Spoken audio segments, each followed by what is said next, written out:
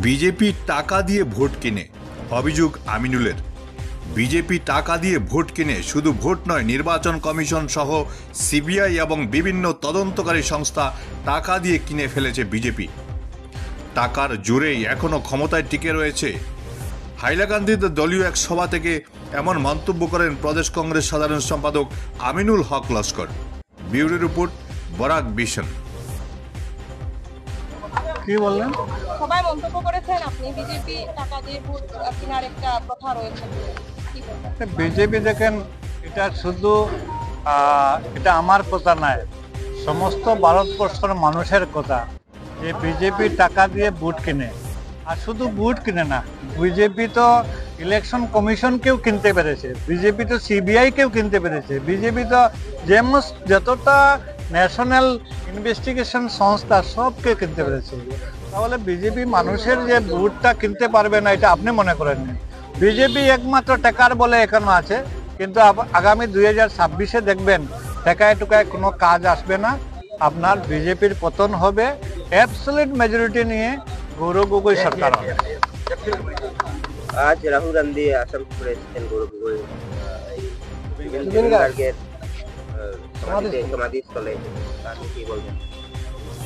দেখেন, জুবিন গর্গ কি ছিলেন, উনি মারা যাওয়ার পরে সমস্ত ভারতবর্ষের মানুষ বুঝতে পেরেছে যে জুবিন গর্গ ছিলেন মানে আসামের মানুষের মনের একটা মানে এরকম আর কি, যে জুবিন গর্গকে কি ভাষায় যে ওনাকে শ্রদ্ধা জানালে ভালো হবে, মানুষ ভাষা খুঁজে পাচ্ছে না।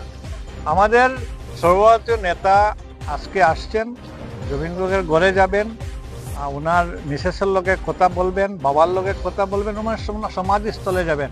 আর শুধু এটা নতুন নয়, উনি যখন ভূপেন হাজারিকা মারা গিয়েছিলেন তখনও এসেছিলেন।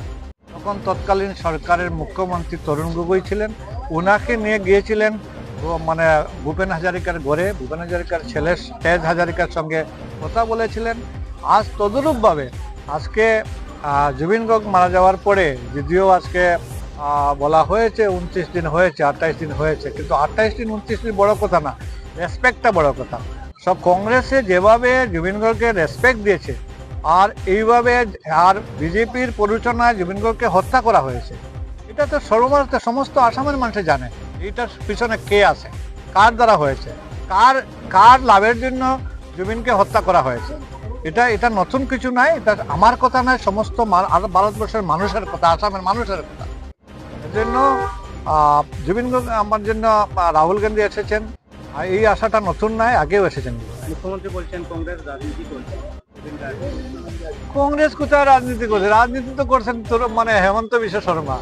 আজকে দেখেন যাদেরকে গ্রেপ্তার করা হয়েছে এদেরকে একটা নতুন জেলে নিয়ে রাখা হয়েছে। কি কারণে? বাক্সাতে নতুন জেলে, যেখানে কোনো কয়েদি নাই, সেখানে রাখার মানে কি? এদেরকে কেন গুয়াহাটি সেন্ট্রাল জেলে রাখা হলো না? মানে গুয়াহাটি সেন্ট্রাল জেলে পর্যাপ্ত পরিমাণে এদের সুযোগ সুবিধা নাই, এর জন্য বাক্সাতে পর্যাপ্ত পরিমাণে সুযোগ সুবিধা দিতে পারবেন, এর জন্য বাক্সা জেলে, সেন্ট্রাল জেলে রাখা হয়েছে।